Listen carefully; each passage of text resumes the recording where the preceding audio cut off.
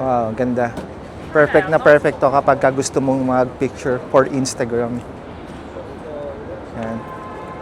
So, puntahan talaga siya.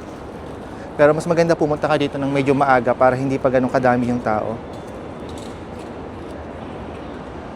So, yan, makita nyo, ang daming mga visitors din na nagpupunta dito para magpa-picture. Kaya lang paminsan-minsan may mga sasakyan na dumadaan. Pero hindi naman siya madalas. So, paminsan-minsan lang.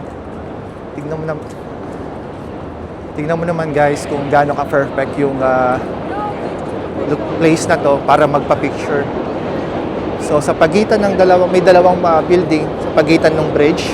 So, dapat pag nagpa-picture ka, kitang-kita yon. Tapos may makikita mo na parang yung, I'm not sure, I think that's the Empire State Building.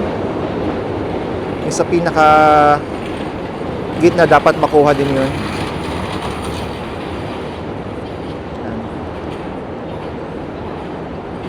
Tanaw na tanaw mo din yung Empire State Building.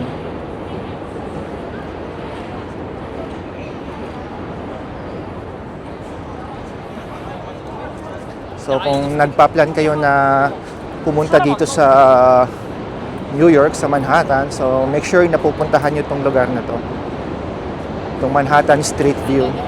Or minsan, ang tawag nila is Dumbo Instagram spot. So ayan guys, ano, may mga sasakyan pa minsan-minsan na dumadaan. Ganda, grabe.